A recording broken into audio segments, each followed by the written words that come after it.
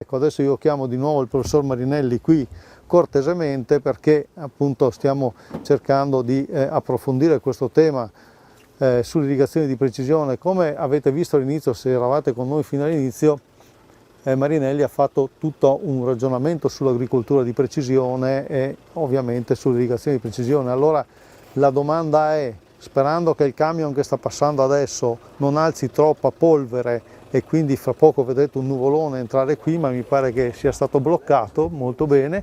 Allora dicevo, la domanda devo dire che volevo farti è che ma tutto questo quanto costa? Cioè voglio dire, abbiamo sempre detto contadino, scarpe grosse, cervello fino, perché ha sempre saputo gestire, ecco, la propria realtà economica, e molte volte proprio le imprese agricole sono alle volte frenate, no?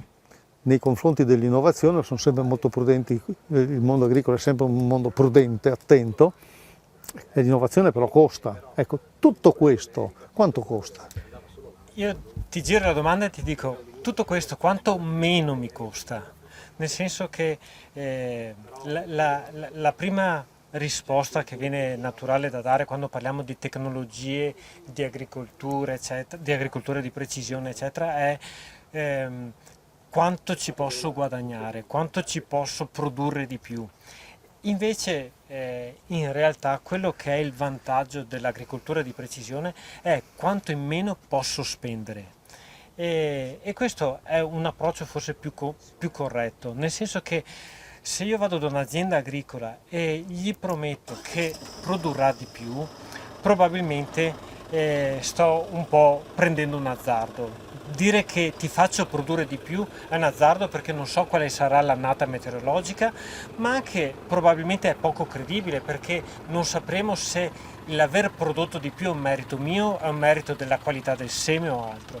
Se invece io ti dimostro che con questa tecnologia puoi usare meno seme, meno concime, meno acqua e quindi spendi meno in input agronomici, allora là sì c'è una percezione di vantaggio, e direi che la tecnologia e l'agricoltura di precisione con le sue tecnologie ha proprio questo obiettivo di ottimizzare le risorse, cioè di non usarne più del necessario, e molto spesso questo permette di mantenere le rese ma di ridurre il più delle volte i costi. Quindi quanto costa la tecnologia? Costa, dipende da cosa andiamo a prendere. Ci sono alcune macchine che hanno un costo molto alto, decine o arrivano in alcuni casi alcuni sensori a 100.000 euro, e poco si adattano alle realtà aziendali piccole.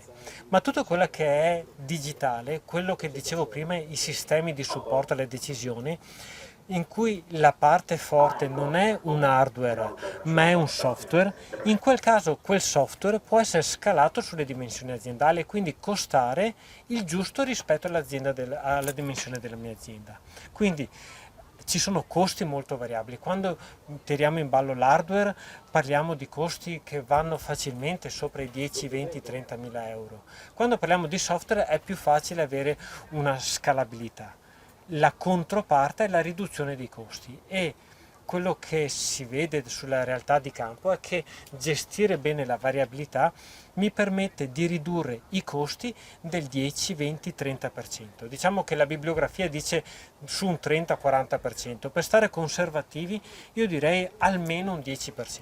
Cosa vuol dire questo? Vuol dire che se io per produrre un ettaro di mais in un anno, tra macchine, gestioni, input, spendo 900-1000 euro, di quei 1000 euro posso a ettaro, probabilmente gestendo bene la precisione, ritornare di un centinaio di Però euro. ti fermo, però questo è risparmio che avrò in tasca io, imprenditore agricolo, però c'è un risparmio sociale, perché se non ho capito male, mettendo in piedi tutta questa tecnologia, andiamo sempre di più verso un'agricoltura di sostenibilità, quindi fammi fare la battuta: se non lo fai per amore, fallo per interesse, se non lo fai per la sostenibilità, fallo per i soldi.